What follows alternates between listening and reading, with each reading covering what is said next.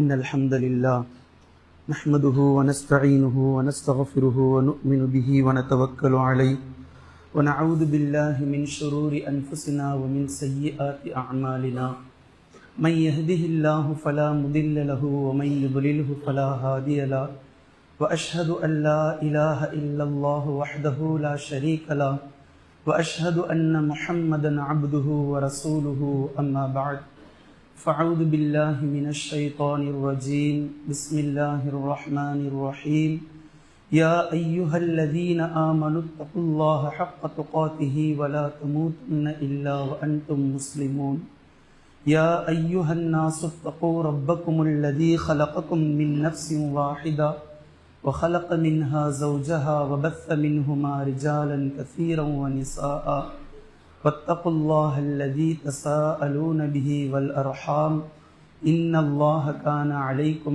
رقيبا يا أيها الذين آمنوا اتقوا الله وقولوا قولا سديدا يصلح لكم أعمالكم ويغفر لكم ذنوبكم ومن يطع الله ورسوله فقد فاز فوزا عظيما فإن أصدق الحديث كتاب الله وخير الهدي هدي محمد صلى الله عليه وسلم وشر الأمور محدثاتها وكل محدثة بدعة وكل بدعة ضلالة وكل ضلالة في النار. அருளன்பு பண்பின் அளவற்ற உந்தன் திருநாமம் போற்றி துவங்குகின்றேன். அல்லாஹ் சாந்தியும் சமாதானமும் நபி ஸல்லல்லாஹு அலைஹி வஸல்லம் அவர்களின் மீதும் அவர்களுடைய குடும்பத்தார்களின் மீதும் அவர்களின் அடிச்சுவற்றை அடிப்பெறலாது அப்படியே பின்பற்றிய உத்தம சத்திய சஹாபாக்கள், தாபிஈன்கள், தபா தாபிஈன்கள், ஷுஹதாக்கள், சித்தீகீன்கள், சாலிஹீன்கள், குறிப்பாக இம்மஜ்லிஸிலே கூடியிருக்கும் நம் அனைவர்களின் மீதும் குறையாது நிலவட்டுமாக. கண்ணியத்திற்குரிய அல்லாஹ்வின் அடியார்களே, அல்லாஹு ஷான்ஹு தஆலா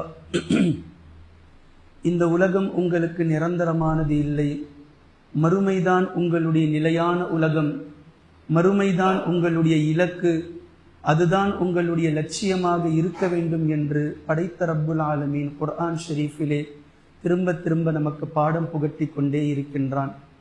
அந்த அடிப்படையில் மிக மிக முக்கியமான ஒரு நேரத்தில் நாம் இருக்கிறோம். இந்த நேரம் எப்படிப்பட்ட நேரம் என்பதை உங்களுக்கு புரிய வைப்பதற்காக ஒரு சிறிய உதாரணத்தை முதலில் நான் சொல்கின்றேன். ஒரு பிஸ்னஸ் மேன், மிகப்பெரிய ஒரு பிஸ்னஸ் மேன், அவருக்கு துபாயில் ஒரு பிஸ்னஸ் மீட்டிங் இருக்கிறது. இந்த மீட்டிங்கில் அவர் கலந்து கொண்டால் அவருக்கு 2 கோடி ரூபாய் லாபம் கிடைக்கும் என்று வைத்துக் கொள்ளுங்கள். இதற்காக அவர் தன்னுடைய வீட்டிலிருந்து ஏர்போர்ட்டுக்கு கிளம்புகின்றார், துபாயுடைய ஃப்ளைட்டை பிடிப்பதற்காக.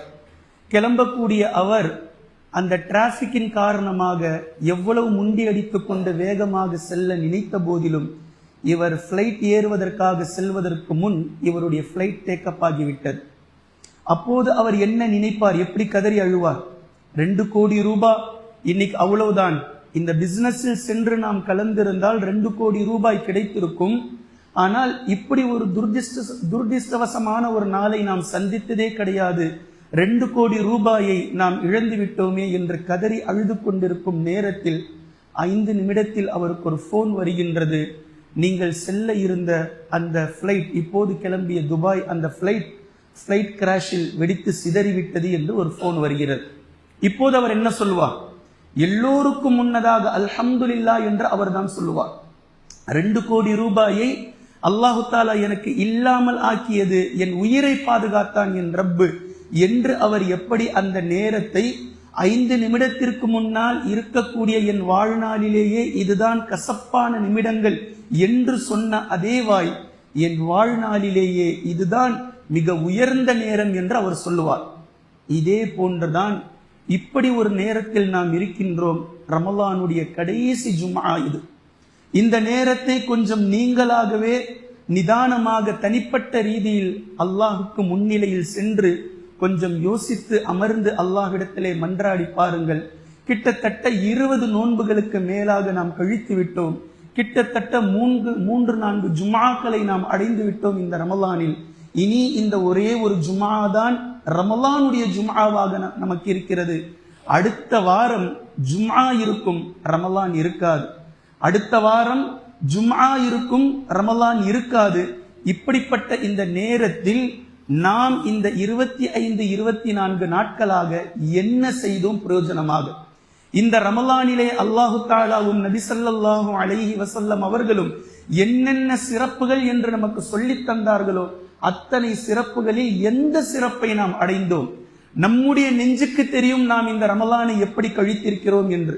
நம்முடைய மனசாட்சிக்கு தெரியும் நாம் எப்படி ஃபில்ஃபுல்லாக இந்த ரமலானை எடுத்திருக்கிறோமா, அல்லது எப்போதும் போல ஏனைய மாதங்களைப் போலதான் இந்த ரமலானையும் நாம் கடந்து வந்திருக்கிறோமா என்பது அல்லாஹுக்கு சாட்சியாக நமக்கு தெரியும் நாம் என்ன செய்திருக்கிறோம் என்பது. இப்படி நினைக்கக்கூடிய இந்த நேரத்தில் 3 அடிப்படையான ஒரு சில விஷயங்களை நான் உங்களுக்கு சொல்கின்றேன். இந்த ரமலானுக்கென்று பலதரப்பட்ட நோக்கங்கள் இருக்கின்றது. அந்த நோக்கங்களை பலதரப்பட்ட பயான்களில் நீங்கள் கேட்டிருப்பீர்கள். தக்குவா, குர்ஆன் இறங்கிய மாதம், தக்குவாவை அடிப்படையாக கொண்டு நோன்பை அல்லாஹ் கடமையாக்கி இருக்கின்றான் என்ற எல்லா விஷயமும் உங்களுக்கு தெரியும். இப்போது முதன் விஷயமாக நான் ஒரு கேள்வியை உங்களிடத்தில் கேட்கிறேன், ஆனால் பதிலை சொல்ல மாட்டேன். கேள்விக்கு பதிலை இன்ஷா அல்லாஹ் நீங்கள் தேடுங்கள் குர்ஆனிலும் ஹதீஸிலும். நாம் மதர்சாவிற்கு வரக்கூடிய சிறு பிள்ளைகளுக்கு கூட இந்த ஹதீஸை நாம் சொல்லிக் கொடுப்போம். ஒட்டுமொத்த நபர்களும் அறியாத ஹதீஸே கிடையாது. இந்த ஹதீஸ் எல்லோருக்கும் தெரிந்த ஹதீஸ். இஸ்லாம் 5 தூண்களின் மீது கட்டமைக்கப்பட்டிருக்கிறது. புனியல் இஸ்லாமு அலா ஹம்ஸின், 5 தூண்களின் மீது இஸ்லாம் கட்டமைக்கப்பட்டிருக்கிறது என்று சொல்லி அல்லாஹ்வின் தூதர் ஸல்லல்லாஹு அலைஹி வஸல்லம் அவர்கள் சொன்னார்கள், ஷஹாதத்து அல்லா இலாஹ இல்லல்லாஹ் வ அன்ன முஹம்மதன் அப்துஹு வ ரசூலுஹு. முதலாவது கலிமா. இரண்டாவது வ இகாமிஸ் ஸலாஹ், தொழுகையை நிலைநாட்டுவதாகும். அடுத்தது வ ஈதாஇஸ் ஸகாஹ், உங்களுடைய கணக்கு சொத்துக்கு சரியாக கணக்கு பார்த்து உங்களுடைய ஜகாத்தை முறைப்படி உரியவருக்கு கொண்டு போய் சேர்த்து விடுவதாகும். அதே போன்று நான்காவது அல்லாஹ்வினுடைய இறை இல்லத்தை நீங்கள் ஹஜ் செய்வதாகும். ஐந்தாவது நீங்கள் ரமலானுடைய நோன்பை நோற்பதாகும். என்ற இந்த 5 தூண்களுக்கு மேல்தான் இஸ்லாம் கட்டமைக்கப்பட்டிருக்கிறது என்பது எல்லோருக்கும் தெரியும். இந்த இடத்தில் கேள்வி என்னவென்றால், 5 வேளை தொழக்கூடிய தொழுகையினுடைய ஒட்டுமொத்த நேரமும் எவ்வளவு? ஒரு 1.25 மணி நேரம், 1/4 மணி நேரம் என்று வைத்தால் 1.25 மணி நேரம்.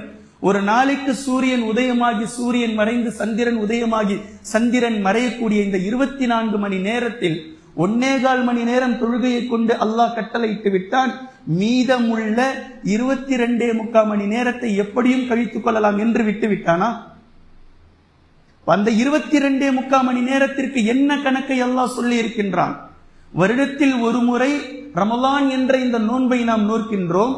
அப்ப மீதமுள்ள 11 மாதத்தில் என்ன செய்ய வேண்டும் என்று சொல்லாமல் இஸ்லாம் விட்டுவிட்டதா? என்ன செய்யணும் மீதமுள்ள 11 மாதங்களில்? ஜகாத் என்பதை கணக்கு பார்த்து சரியாக ஜகாத்தை கொடுக்க வேண்டும். அப்போ மீதமுள்ள செல்வங்களை எப்படி செலவு செய்ய வேண்டும்? மற்ற சொத்துக்களை எப்படி நாம் செலவு செய்ய வேண்டும்? இறை இல்லத்தை ஹஜ் என்ற ஒரு மாதத்திலே நாம் ஹஜ் செய்ய வேண்டும். மீதமுள்ள மாதம் என்ன செய்ய வேண்டும்? இப்ப கேள்வி என்னன்றதை நிதானமாக புரிந்து கொள்ளுங்கள். 5 தூண்களுக்கு மேல் இஸ்லாம் அமைக்கப்பட்டிருக்கிறது என்று சொல்லப்பட்டிருக்கிறது. ஆனால் பெரும்பான்மையான மக்கள் இன்று வரைக்கும் இந்த 5 தூண்கள் தான் இஸ்லாம் என்றே விளங்கி கொண்டிருக்கிறார்கள். இப்ப நான் என்ன கேட்கிறேன், 5 தூண்கள் மட்டும் இருக்கிறது. இப்ப மேல உள்ள பில்லர் எங்கங்க? மேல உள்ள டாப் எங்க? டாப் எது? மேல் போடப்பட்ட சீலிங் எது? நபி ஸல்லல்லாஹு அலைஹி வஸல்லம் இஸ்லாம் இதன் மீது அமைக்கப்பட்டிருக்கிறது என்றாங்க. இது தூண். தூணை நாம் வைத்திருக்கிறோம். தொழுகை இருக்கு, நோன்பு இருக்கிறது, ஜகாத், ஹஜ், கலிமா இருக்கிறது. மேலுள்ள சீலிங் டாப் எங்க? அப்போ வருடத்திற்கு ஒரு முறை வரக்கூடிய இந்த ரமலான், இந்த நோன்பு, தொழுகையில் வருடம் முழுக்க தொழுகையின் பக்கம் நின்றோம். ஒவ்வொரு தூணாக அதன் பக்கத்தில் சென்று நில்லுங்கள். நின்று தலையை தூக்கி பாருங்கள். மேல் இருக்கக்கூடிய டாப் எங்கே? இஸ்லாம் என்ற அந்த கட்டுமானம் எங்கே? எங்கே? அதனுடைய சுற்றுச்சுவர் எது? அதனுடைய பில்லரை மட்டும் வைத்துக் கொண்டிருக்கிறோம். நாம் வீடு கட்டுவதற்கு ஒரு இன்ஜினியரை அழைத்தோம். அவர் கட்டினார். இங்க ஒரு பில்லர் வரணும், இங்க ஒரு பில்லர் வரணும், இங்க ஒரு பில்லர் வரணும், இங்க ஒரு பில்லர் வரணும். எல்லா பில்லரையும் போட்டார். பில்லரோட போயிட்டார். முடிஞ்சு போச்சா கட்டடம்? மேல் சீலிங் வரணுமே. அப்ப சீலிங் இல்லாமல் வெறுமனே இன்று வரைக்கும் பலதரப்பட்ட முஸ்லிம்கள் வெறுமனே தூண்களை வைத்துக் கொண்டு இதுவே இஸ்லாம் என்று நினைத்துக் கொண்டிருக்கிறார்கள். சீலிங் எங்கே என்பதை தேடுங்கள், சீலிங் எது என்பதை தேடுங்கள், மேல் போடப்பட்ட பில்லர் எது என்பதை தேடுங்கள். நீங்கள் வைத்திருக்கக்கூடிய 5 தூண்களுக்கு மேலாக உங்களுடைய கட்டடம் பத்திரமாக இருக்கிறதா என்பதை நிதானமாக யோசியுங்கள். கண்ணியத்திற்குரிய அல்லாஹ்வின் அடியார்களே, இரண்டாவது விஷயம் இந்த நேரம், இந்த மகத்துவமான இந்த நேரம் ஒரு முஸ்லிமுக்கு பெருநாள் நெருங்க சந்தோஷம் கொடுக்கும். ஆனால் ஒரு முஃமினுக்கு ரமலான் கடக்க வேதனை கொடுக்கும். இது ரெண்டுக்கும் பாரிய வித்தியாசம் இருக்கிறது. வானத்திற்கும் பூமிக்கும் இடைப்பட்ட வித்தியாசம் இருக்கிறது. ஒரு முஸ்லிம் பெருநாளை எப்படியெல்லாம் செலிப்ரேட் செய்யலாம், எப்படியெல்லாம் கொண்டாடலாம், எத்தனை ஆடைகளை வாங்கலாம், எதை சமைக்கலாம், யார் யாருக்கு உணவு வழங்கலாம், இது ஒரு முஸ்லிமுடைய அடிப்படை. இது எல்லோருக்கும் வரலாம், வராமலும் போகலாம். ஆனால் ஒரு முஃமின் 25 நோன்புகளை கடந்து விட்டோம், இன்னும் 5 நாட்களில் அல்லாஹ்வுடைய ரஹ்மத் நம்மை விட்டு பிரிய போகின்றது. இந்த ரமலான் மாதத்தில் நமக்காக பிரத்யேகமாக அல்லாஹ் தஆலா திறந்து வைத்த ரஹ்மத்துடைய வாசல் அது மூடப்பட போகின்றது. நமக்காக அல்லாஹ் தஆலா திறந்த சொர்க்கத்தினுடைய வாசல் அது மூடப்பட போகின்றது. நாம் சென்று விடக்கூடாது என்பதற்காக அல்லாஹ் தஆலா பூட்டிய நரகத்தின் வாசல் மீண்டும் திறக்கப்பட போகின்றது. நாம் வழிகெட்டு விடக்கூடாது என்பதற்காக விலங்கிடப்பட்ட மஆரிஜ் என்ற ஷைத்தான் திறந்து விடப்பட போகின்றான் இன்னும் 5 நாட்களில். இது ஒரு முஃமினுடைய கவலையை அதிகமாக்கும். ஒரு முஃமின் கவலைப்படுவார், ரப்பே இன்னும் 5 நாட்கள் தானே இருக்கிறது, ஒருவேளை இது என்னுடைய கடைசி ரமலானாக இருந்தால், ஒருவேளை இதுவே என்னுடைய கடைசி தினமாக இருந்தால், ஒருவேளை இது என்னுடைய கடைசி வக்தாக இருந்தால், ஒருவேளை இந்த ரமலான் கலந்த இந்த ஜும்ஆ என்னுடைய கடைசி ஜும்ஆவாக இருந்தால் என்னுடைய நிலை என்ன, நாளை என்னுடைய நிலை என்ன, நாளை என்னுடைய மறுமையை நான் எப்படி சந்திக்க போகின்றேன் என்று ஒரு முஃமின் கவலைக்கிடமான கவலையாக இந்த நேரத்தை ஆக்கிக் கொள்வார். இந்த இடத்தை நாம் சிறிய உதாரணங்களை கொண்டு புரிய வைக்கின்றோம். கண்ணியத்திற்குரிய அல்லாஹ்வின் அடியார்களே, அல்லாஹு தஆலா ஆதம் அலைஹிஸ்ஸலாம் அவர்களையும் ஹவ்வா அலைஹிஸ்ஸலாம் அவர்களையும் படைத்து சொர்க்க சோலை என்று சொல்லக்கூடிய சுகபோகமான வாழ்க்கையை பற்றி நீங்கள் கேள்விப்பட்டீர்கள். பின்பு இந்த மரத்தின் பக்கம் நெருங்க கூடாது என்று அல்லாஹ் சொல்லியதை மீறி ஆதம் அலைஹிஸ்ஸலாம் அவர்களும் ஹவ்வா அலைஹிஸ்ஸலாம் அவர்களும் நெருங்கியதற்கு பின்னால் குல் நஹ்பிது மின்ஹா ஜமீஆ என்று அல்லாஹ் தஆலா வானிலிருந்து இறக்கி விட்டான். இது இஸ்லாம் சந்தித்த முதல் பிரிவு. அவர்களை இறக்கி வைத்தது அவர்களை மட்டும் வானிலிருந்து பிரிக்கவில்லை, ஆதமையும் ஹவ்வா அலைஹிஸ்ஸலாத்து வஸ்ஸலாம் இருவர்களையும் அல்லாஹ் தனித்தனியாக பிரித்தான். ஆதம் அலைஹிஸ்ஸலாம் தௌபா செய்து தான் எதை பிரிந்தோமோ அல்லாஹ்விடத்தில் மீண்டும் அந்த நெருக்கத்தை அடைவதற்காக தன் வாழ்நாளில் பெரும் பகுதியை தௌபாவின் மூலமாக, கண்களில் கண்ணீர்களின் மூலமாக ஆதம் அலைஹிஸ்ஸலாம் அவர்கள் செலவு செய்ததை நாம் பார்க்கின்றோம். யாக்கூப் அலைஹிஸ்ஸலாம் அவர்களை விட்டு யூசுப் அலைஹிஸ்ஸலாம் அவர்கள் பிரிந்ததற்கு பின்னால் யாக்கூப் அலைஹிஸ்ஸலாம் அவர்கள் அழாத நாள் இல்லை. யூசுப் அலைஹிஸ்ஸலாம் அவர்களை நினைத்து قال انما اشكو بثي وحزني اليك, எனக்கு ஏற்பட்டிருக்கக்கூடிய இந்த கவலையை என் ரப்பிடத்தில் மட்டுமே நான் முறையிடுகின்றேன் என்று யாக்கூப் அலைஹிஸ்ஸலாம் அவர்கள் தினமும் அழுது கொண்டிருந்ததை, பிரிவை நினைத்து நாம் பார்க்கின்றோம். அதே போன்று இப்ராஹிம் அலைஹிஸ்ஸலாம் அவர்கள் கட்டிய மனைவியையும் பிறந்த குழந்தையும் கொண்டு வந்த பாலைவனத்தில் விட்டு செல்லக்கூடிய நேரத்தில் இது நீங்களாக எடுத்த முடிவா அல்லது அல்லாஹ்வினுடைய கட்டளையா என்று கேட்டு, அல்லாஹ்வினுடைய கட்டளைதான் என்று தெரிந்ததற்கு பின்னால் இந்த பிரிவை எப்படி ஏற்றுக்கொள்கிறார்கள்? அல்லாஹுக்காக பிரிந்திருப்பதற்காக தயார், இந்த பிரிவை அல்லாஹுக்காக சகித்துக் கொள்ள தயார் என்ற அவர்களுடைய பிரிவை நாம் பார்க்கின்றோம். இப்ராஹிம் என்ற குழந்தை முஹம்மது ஸல்லல்லாஹு அலைஹி வஸல்லம் அவர்களுக்கு பிறந்து 18 மாதங்களில் இறந்ததற்கு பின்னால் நபி அவர்களே அந்த குழந்தையை அடக்கம் செய்கின்றார்கள். கபரிலே இறங்கிவிட்டு கையிலே வைத்துக் கொண்டு கண்ணீரை வடிக்கின்றார்கள். பின்பு சொல்கின்றார்கள், இப்ராஹிமே உனது பிரிவு உள்ளத்தை கவலையடைய செய்கின்றது, உன் பிரிவால் கண்கள் கண்ணீரை வடிக்கின்றது என்று நபி ஸல்லல்லாஹு அலைஹி வஸல்லம் அவர்கள் சொல்லியதை ஹதீஸிலே நாம் பார்க்கின்றோம். அதே போன்று நபி ஸல்லல்லாஹு அலைஹி வஸல்லம் அவர்களுக்கு பக்கபலமாக இருந்த அபூ தாலிப் அவர்களுடைய பிரிவை நபி ஸல்லல்லாஹு அலைஹி வஸல்லம் அவர்கள் தாங்கிக் கொள்ளவே முடியாத நிலை இருந்தது. தாங்கிக் கொள்ள முடியாத நிலை.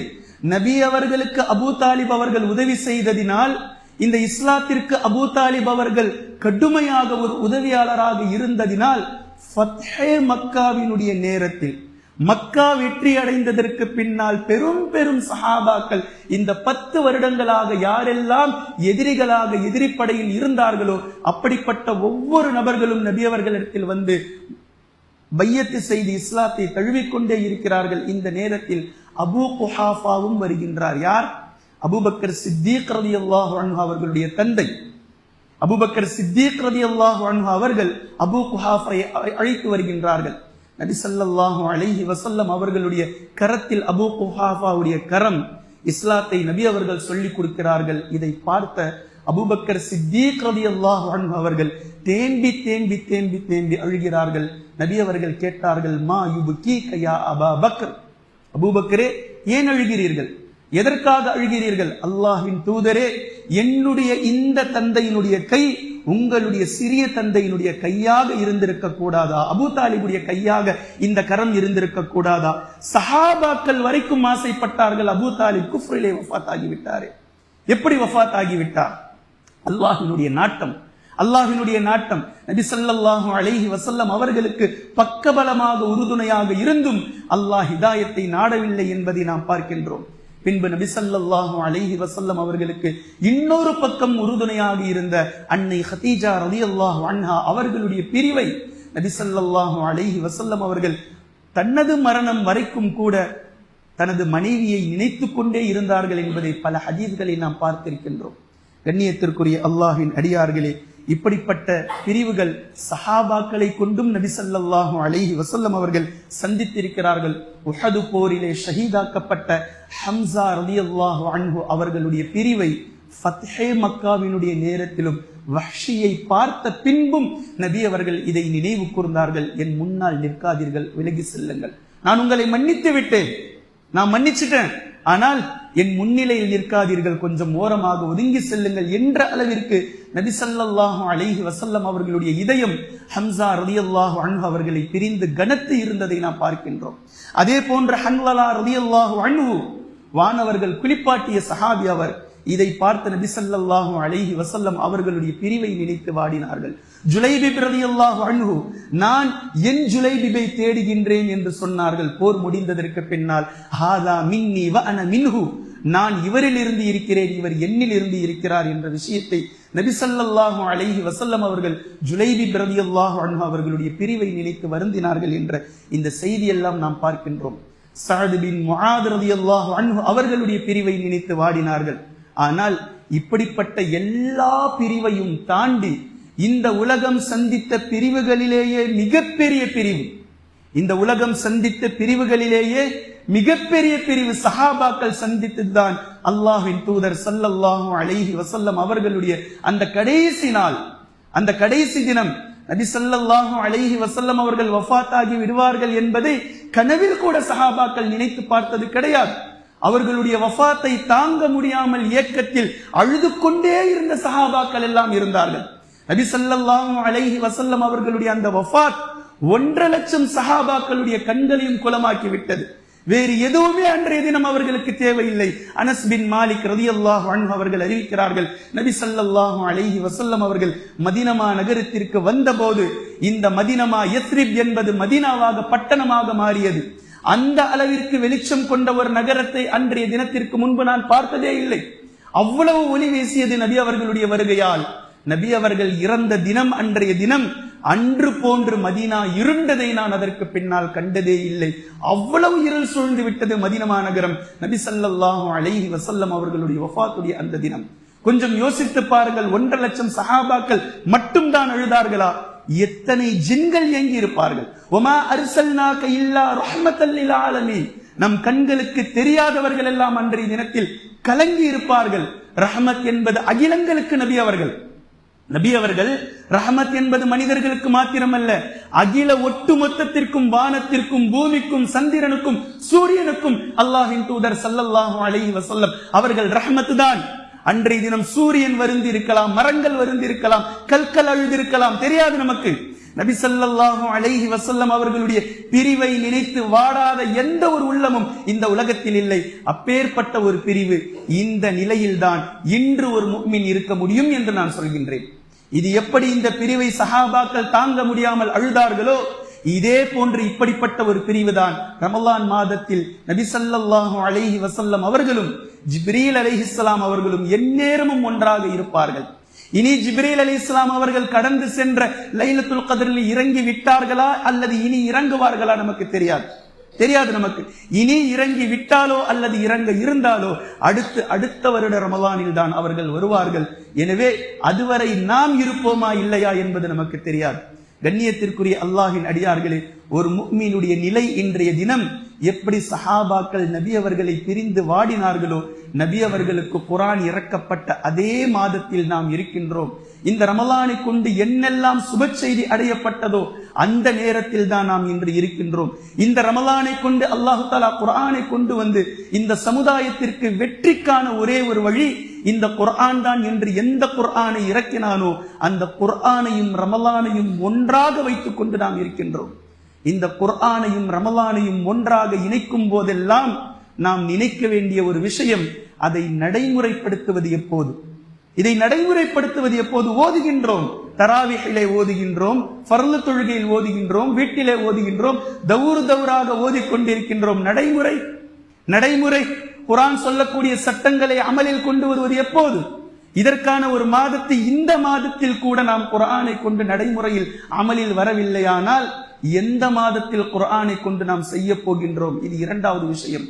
மூன்றாவது விஷயத்தை உன்னிப்பாக கவனியுங்கள். இந்த ரமலான் மாதம் வரலாற்று ரீதியாக எப்படி இருந்திருக்கிறது? இந்த ரமலான் மாதம் நமக்கு எப்படி இருக்கிறது? ரமலான் மாதம் நமக்கு ஓய்வுக்கான மாதம். உண்மையா இல்லையா? ரமலான் மாதம் நமக்கு ஓய்வுக்கான மாதம். நோன்பு வைத்திருக்கிறோம் என்ற பெயரில் எல்லோரும் பலவீனம் என்பதை காட்டி ஒவ்வொரு நிமிடமும் ஒவ்வொரு நாளும் ஏனைய மாதங்களில் செய்யக்கூடிய வேலைகளை காட்டிலும் இந்த ரமலான் மாதத்தில் அமலையும் குறைத்துக் கொண்டு சராசரியான வேலைகளையும் குறைத்துக் கொண்டு ஓய்வெடுக்கக்கூடிய மாதம் ரமலான் மாதம் நமக்கு. அதே போன்று ரமலான் மாதம் ரஹ்மத்தின் மாதம், வெற்றியின் மாதம், பரக்கத்தின் மாதம் எல்லாம் சஹாபாக்களுக்கு இருந்தது. இன்று நமக்கு நோன்பு கஞ்சியின் மாதம். ரமலான் வந்தால் கஞ்சி கிடைக்கும். ரமலான் வந்தால் ஒவ்வொரு பள்ளிவாசலிலும் நோன்பு கஞ்சி காய்ச்சப்படும். கஞ்சியின் மாதம் ஆகிவிட்டது ரமலானுடைய மாதம். எவ்வளவு பெரிய கேவலத்தில் நாம் இருக்கின்றோம்.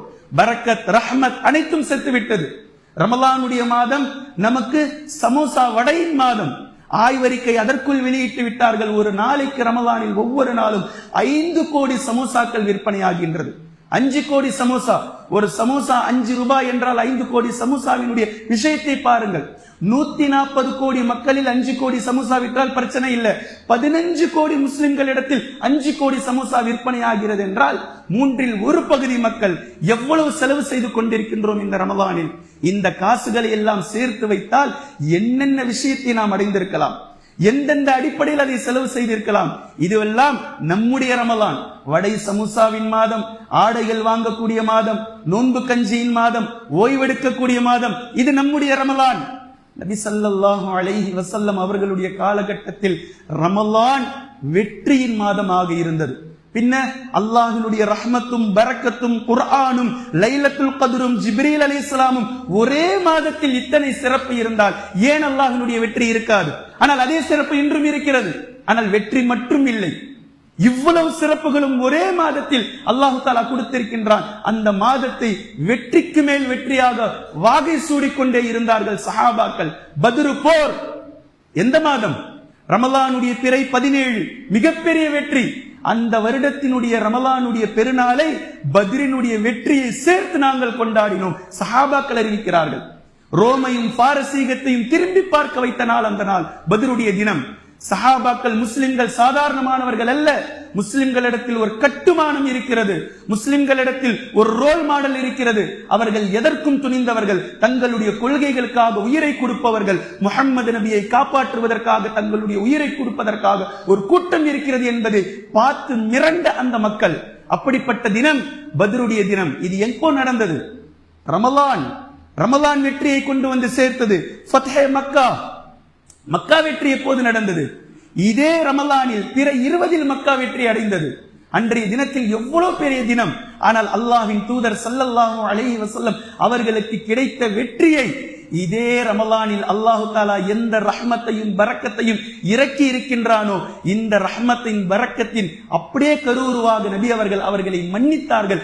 லா தஸ்ரீப அலைக்குமுல் யௌம், எதை யூசுப் நபி தங்களுடைய சகோதரிடத்தில் சொன்னார்களோ அலைஹி ஸலாத்து வஸ்ஸலாம், அதையே நபி ஸல்லல்லாஹு அலைஹி வஸல்லம் அன்றைய தினத்தில் சொன்னார்கள். குறைஷி குலத்தவர்கள் பார்த்து மிரண்டு போன நாள், நபி அவர்கள் இன்றைய தினத்தில் பழி தீர்க்க என்னவெல்லாம் செய்வார்களோ, எப்படி நம்மை கொன்று குவிப்பார்களோ என்று பயந்த நேரத்தில் உங்கள் மீது பழிவாங்குதல் கிடையாது. லா தஸ்ரீப அலைக்குமுல் யௌம். ஏன்? ரஹ்மத்துடைய மாதம், பரக்கத்துடைய மாதம். ஃபத்ஹே மக்கா ரமலானில் தான் நடந்தது. அதே போன்று பின்னால் நபி ஸல்லல்லாஹு அலைஹி வஸல்லம் அவர்களுடைய காலத்திற்கு பின்னால் நடந்த சில வரலாற்று நிகழ்வுகளை நீங்கள் எடுத்து பாருங்கள்.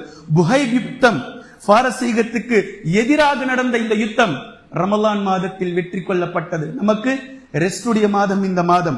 அதே போன்று ஸ்பெயின் என்ற அந்துலூஸ் என்ற பகுதி, ஸ்பெயின் வெற்றி கொள்ளப்பட்ட அந்துலூஸ் பகுதியை வெற்றி கொள்ளப்பட்டது ஹிஜ்ரி 91 இருந்து 93 வரைக்கும்.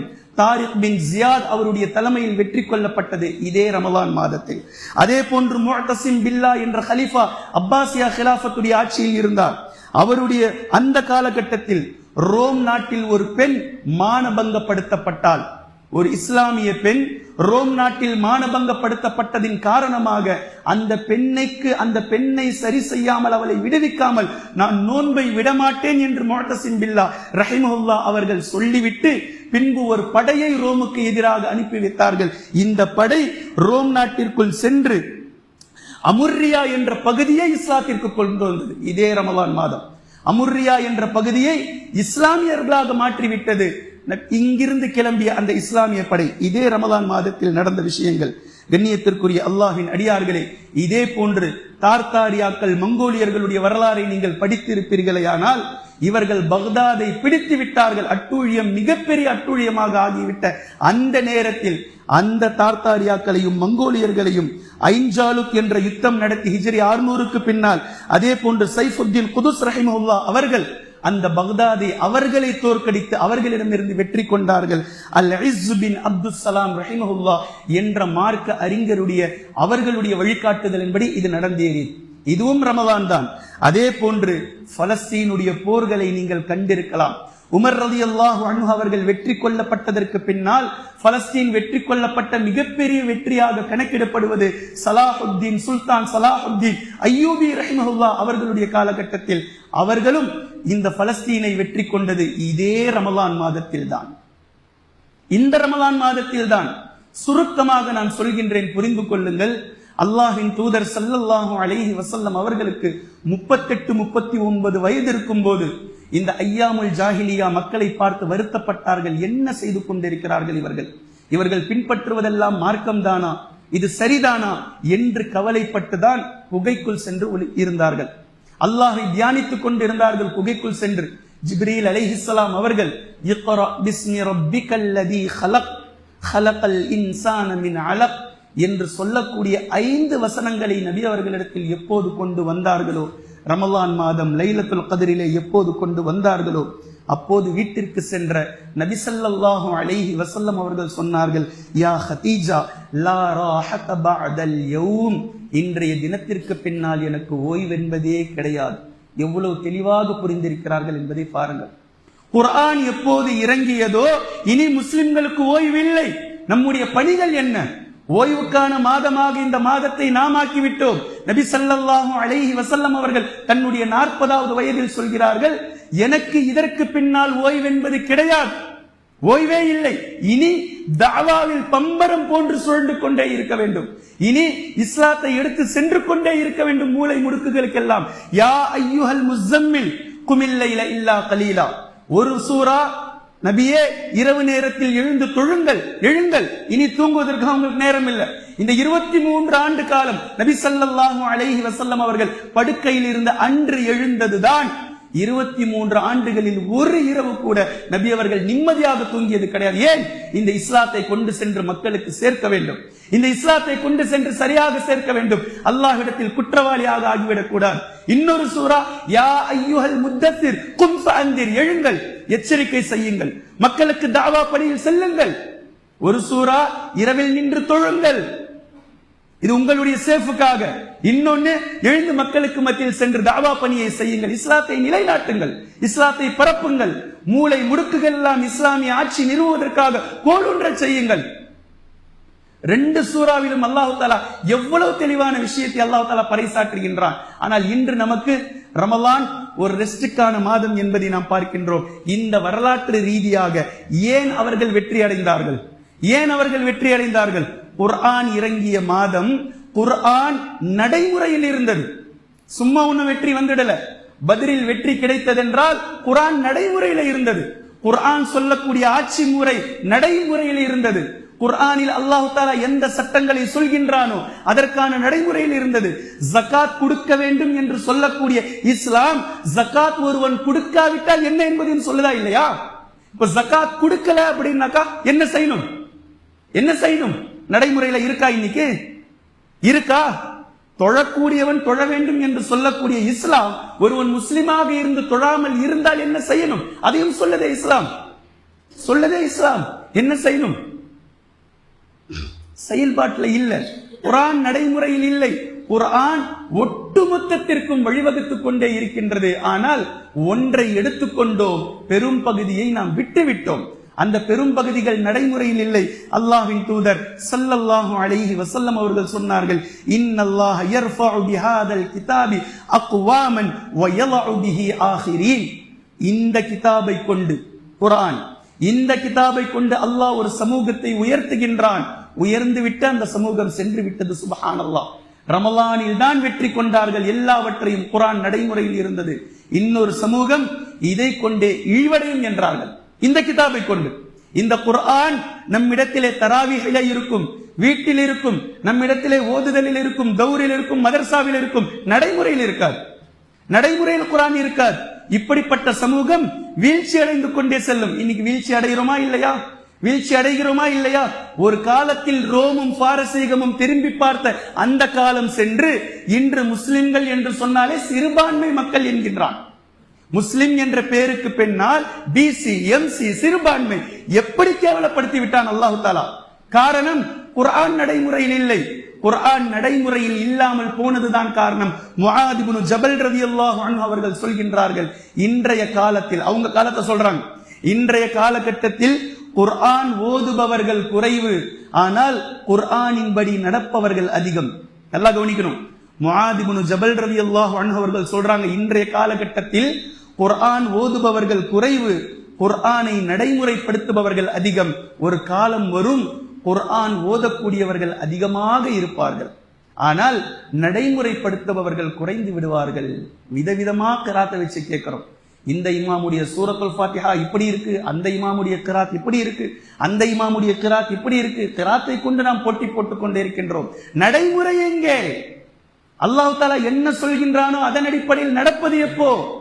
எந்த அடிப்படையில் குர்ஆன் இறங்கி இருக்கிறதோ அந்த அடிப்படையை நிலைநாட்டுவது எப்போ? இப்போ உங்களுக்கு கேள்வி புரிந்திருக்கும். 5 தூண்கள் இருக்கிறது. பில்லரின் மேல் இருக்கக்கூடிய தலம் எங்கே? தலம் எங்கே? இதுதான் கேட்ட கேள்விக்கான பதில். தலம் எப்போது மேலே வருமோ அன்றுதான் இஸ்லாத்தை பூர்ணமாக நாம் கடைபிடித்திருக்கிறோம் என்பது.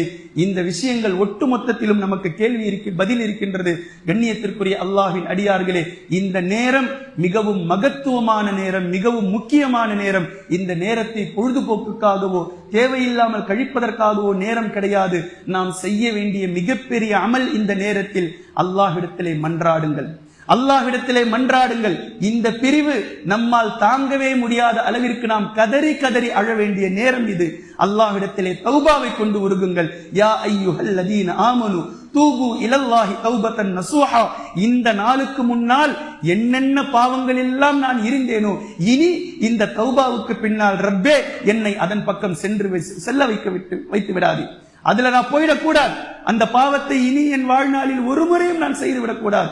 எல்லா தொழுகைகளும் என் வாழ்நாள் முழுக்க இமாம் ஜமாத்தோடு சரியான நேரத்தில் தொழக்கூடிய பாக்கியத்தை எனக்கு கொடு. ரமலானுடைய நோன்பும் நஃபிலான நோன்புகளையும் நோக்கக்கூடிய பாக்கியத்தை கொடுக்க வேண்டும் என்ற துஆவை, தௌபாவை கொண்டு அல்லாஹ்விடத்திலே நெருங்குங்கள். குர்ஆனை நடைமுறைப்படுத்தக்கூடிய நல்லவர்களுடைய பட்டியலில் எங்களை சேர். வெறுமனே குர்ஆனை வைத்துக் கொண்டு ஓதக்கூடியதில் அல்ல பரக்கத். குர்ஆனை நடைமுறைப்படுத்தக்கூடிய அந்த நல்லடியார்களை போன்று அந்த பட்டியலில் எங்களையும் ஆக்கு என்ற இந்த தௌபாவின் மூலம் அல்லாஹ்விடத்திலே விரையுங்கள்.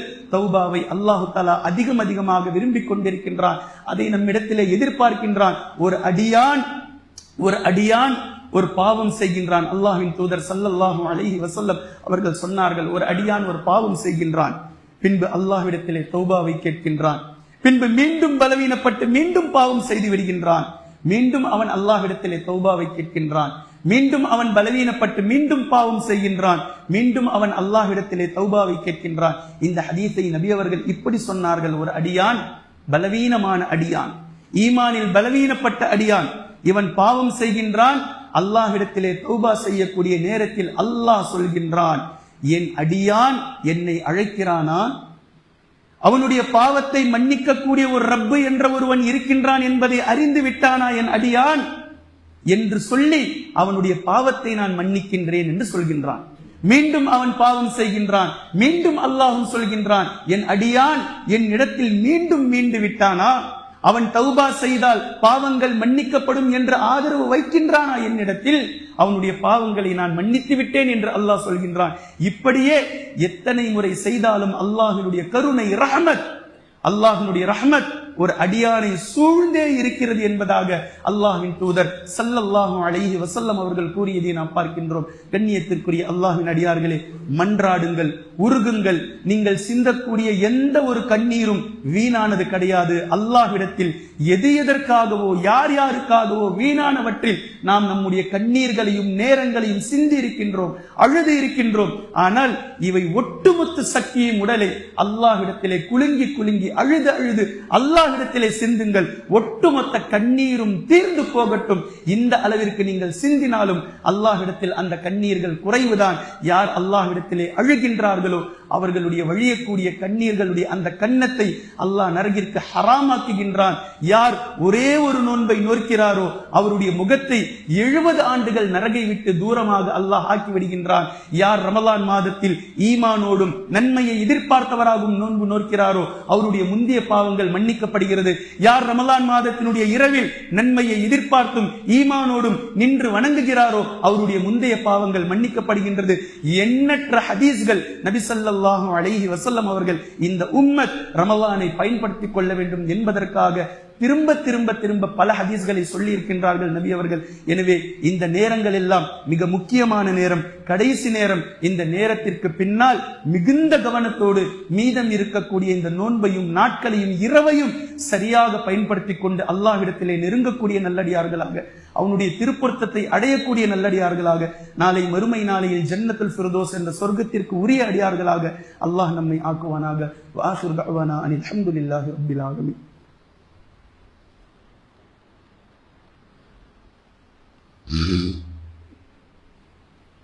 அல்ஹம்துலில்லாஹி ரப்பில் ஆலமீன். கண்ணியத்திற்குரிய அல்லாஹ்வின் அடியார்களே, நம்முடைய பள்ளியில் இஅ்திகாஃப் சகோதரர்கள் இருக்கிறார்கள். அதே போன்று பல பள்ளிவாசல்களிலும் இஅ்திகாஃப் ஆண்கள் பெண்கள் இருக்கிறார்கள். முதலில் ஒரு விஷயத்தை தெளிவாக புரிந்து கொள்ள வேண்டும். இஅ்திகாஃப் என்ற இந்த முடிவை நீங்கள் எடுத்தது உலகத்தினுடைய ஒட்டுமொத்த தொடர்புகளை துண்டித்துவிட்டு முழுக்க முழுக்க உங்களுடைய தொடர்பை அல்லாஹ்வின் பக்கம் சேர்த்து இதை ஒரு அர்ப்பணிப்பாக நீங்கள் வந்திருக்கிறீர்கள். அல்லாஹுக்காக தங்களுடைய வாழ்வியலில் 10 நாட்களை அர்ப்பணிப்பதற்காக நீங்கள் வந்திருக்கிறீர்கள். இந்த பள்ளிவாசலுக்குள் வந்ததற்கு பின்பும் கூட ரஹ்மத்துடைய வாசலுக்குள் நீங்கள் இருக்கிறீர்கள். சிரித்து கொண்டும் விளையாடி கொண்டும் வீண் பேச்சுக்களில் ஈடுபட்டு கொண்டும் இதுவல்ல இஅ்திகாஃப். இஅ்திகாஃபினுடைய ஒவ்வொரு நொடிப்பொழுதும் ஒவ்வொரு நிமிடமும் நீங்கள் அல்லாஹ்வினுடைய தொடர்பில் இருக்கிறீர்கள். அல்லாஹ் உங்களை கண்காணித்துக் கொண்டிருக்கின்றான். அழுது கொண்டே இருங்கள், திக்ர் செய்து கொண்டே இருங்கள், குர்ஆனை ஓதிக்கொண்டே இருங்கள், தொழுது கொண்டிருங்கள். நன்மையை கொண்டு இந்த 10 நாட்களை எவ்வளவு முடியுமோ அலங்காரம் செய்து கொள்ளுங்கள். உங்களுடைய அர்ப்பணிப்பை பிரயோஜனமான நாட்களாக இந்த நாட்களை ஆக்கிக் கொள்ளுங்கள். இஅ்திகாஃப் என்பது இதுதான். இஅ்திகாஃப் என்ற போர்வையில் பள்ளிவாசலுக்குள் வந்துவிட்டு ரெஸ்ட் எடுத்துக்கொண்டு ஜாலியாக விளையாடி கொண்டு சிரித்து கொண்டு இதுவல்ல இஅ்திகாஃப். இதற்கு நாம் பேசாம வீட்டிலே இருந்திருக்கலாம். இப்படி செய்வதற்கு பெயர் இஅ்திகாஃப் அல்ல. இஅ்திகாஃப் என்று நபி ஸல்லல்லாஹு அலைஹி வஸல்லம் அவர்கள் எதை சொன்னார்களோ அது போன்ற இஅ்திகாஃபை பரிபூர்ணமாக மீதம் இருக்கக்கூடிய நாட்களிலாவது அந்த இஅ்திகாஃபை அடையக்கூடிய நன்மக்களாக அல்லாஹ் நம்மை ஆக்கட்டும். அதே போன்று கண்ணியத்திற்குரிய அல்லாஹ்வின் அடியார்களே, நான் 5 நாட்களுக்கு முன்னதாகவே சொன்னேன் சதகாவை பற்றி. ரமலானில் நபி ஸல்லல்லாஹு அலைஹி வஸல்லம் அவர்கள் அதிகமாக சதகா செய்வார்கள். எப்போது கடைசி 10 வந்து விடுமோ அப்போது புயல் காற்று வீசுவதை விடவும் அதிகமாக சதகா செய்வார்கள். எனவே இந்த 10 நாட்கள் சதகா செய்யக்கூடிய தினம் என்று சொல்ல முடியாது. சதகா ரமலானிலே துவங்குகின்றது. சதகாவை அதிகப்படுத்தக்கூடிய 10 நாட்கள். நீங்கள் செய்து கொண்டிருக்கக்கூடிய சதகாவை வீரியப்படுத்துங்கள். கடந்த வாரம் 100 ரூபாயை பள்ளிவாசலுக்காக போட்டவர்கள் அல்லாஹ்வின் பாதையில் 200 ரூபாயை போடுங்கள். ஏன்? இது இந்த 10 நாட்களில் நீங்கள் இருக்கிறீர்கள். கடந்த வாரம் 500 ரூபாயை போட்டிருந்தால் 1000 ரூபாயை அல்லாஹ்வுடைய பாதையில் எடுத்து போடுங்கள். ஏன்? நீங்கள் இந்த வீரியப்படுத்தப்பட்ட நபி அவர்களுடைய சுன்னாவை பின்பற்றக்கூடிய அந்த நிலையில் இருக்கிறீர்கள். உங்களிடத்திலே என்ன இருக்கிறதோ மிஞ்சியது எல்லாவற்றையும் அல்லாஹ்வினுடைய பாதையில் குலில் ஆஃப் என்று நபி ஸல்லல்லாஹு அலைஹி வஸல்லம் அவர்களுக்கு சொல்லுங்கள் என்று அல்லாஹ் தஆலா வசனத்தை இறக்கி வைத்திருக்கின்றான். உங்களுக்கு எஞ்சி போகக்கூடிய எல்லாவற்றையும் நீங்கள் சதகாவிலே செலவு செய்து கொண்டிருங்கள். கண்ணியத்திற்குரிய அல்லாஹ்வின் அடியார்களே, சதகாவை அதிகப்படுத்துங்கள். எவ்வளவு முடியுமோ அவ்வளவை நீங்கள் அதிகப்படுத்துங்கள். இதற்கு கணக்கு வழக்கு நீங்கள் மறக்கலாம், அல்லாஹ் வைத்திருக்கின்றார். சதகா செய்வது ஒரு சுவற்றிலே பந்தை எடுத்து அடிப்பதை போன்று அது திரும்பி எப்படி நம்மிடத்திலே வருமோ குர்ஆன் அப்படித்தான் பேசுகின்றது. யார் சதகா செய்வாரோ அதை அவருக்கு நாம் அப்படியே திருப்பி கொடுப்போம். யார் சதகா செய்வாரோ அதை இரட்டிப்பாக நாம் திருப்பி கொடுப்போம். சதகாவின் மூலமும் ஜகாத்தின் மூலமும் வறுமை என்று யாரேனும் உங்களை பயன்படுத்தி இருந்தால் நிச்சயமாக அந்த பேச்சை நீங்கள் கேட்காதீர்கள். சதகா செய்தும் ஜகாத் கொடுத்தும் வறுமையானவர்களுடைய எப்போதும் வரலாற்றில் இல்லை. அப்படி ஒருவேளை நம்மிடத்திலே செல்வம் குறைந்தாலும் அது அல்லாஹ்வுக்காக குறைந்திருக்கிறது என்று சந்தோஷப்படுங்கள். அது சரியானதுதான். அல்லாஹ்வுக்காக என்னுடைய செல்வத்தை செலவு செய்திருக்கிறேன், இதைவிட மிகப்பெரிய ஒரு பாக்கியம் எது இருக்க முடியும்? உங்களுடைய செல்வத்தை அல்லாஹ் அவன் பாதையில் செலவு செய்வதற்கான ஒரு வாய்ப்பை உங்களுடைய செல்வத்திற்கு தந்திருக்கின்றானே. எல்லோருடைய செல்வமும் நல்ல வழியில் செலவாவதில்லையே, எல்லோரையும் அல்லாஹ் தஆலா தேர்ந்தெடுப்பதில்லையே நன்மைக்காக. இந்த ஜுமாவினுடைய நேரத்தில் எத்தனை நபர்கள் வெளியில் இருக்கிறார்கள்? இந்த ஜுமாவினுடைய நேரத்தில் எத்தனை நபர்கள் முஸ்லிம்களாக இருந்தும் நோன்பு நோற்காமல் தொழாமல் அவர்கள் கழித்துக் கொண்டிருக்கிறார்கள்? அல்லாஹ் நம்மை தேர்ந்தெடுத்திருக்கின்றான். உங்களை பள்ளிவாசலுடைய வாலிகளுக்கு முன்னால் கொண்டு வந்திருக்கின்றான். உங்களுடைய சதகாவை வீரியப்படுத்தக்கூடிய நேரம் இது, அதிகப்படுத்தக்கூடிய நேரம் இது. எஞ்சி இருக்கக்கூடிய 5 நாட்களும் பெருநாள் வரைக்கும் எவ்வளவு எண்ணத்தை கொடுக்க முடியுமோ அதை வாரி வாரி வழங்கிக் கொண்டே இருங்கள். அல்லாஹ் உங்களின் மீது பரக்கத்தை ஊற்றிக் கொண்டே இருப்பான். அஊது பில்லாஹி மினஷ் ஷைத்தானிர் ரஜீம். பிஸ்மில்லாஹிர் ரஹ்மானிர் ரஹீம். இன்னல்லாஹ யஅமுரு பில் அத்லி வல் இஹ்சான் வ ஈதாஇல் குர்பா வ யன்ஹா அனில் ஃபஹ்ஷாஇ வல் முன்கரி வல் பகி யஇதுக்கும் லஅல்லக்கும் ததக்கரூன். உذ்குருல்லாஹ யذ்குருக்கும் வதுஊஹு யஸ்தஜிப் லக்கும் வல்லாஹு யஅலமு மா தஸ்னூன்.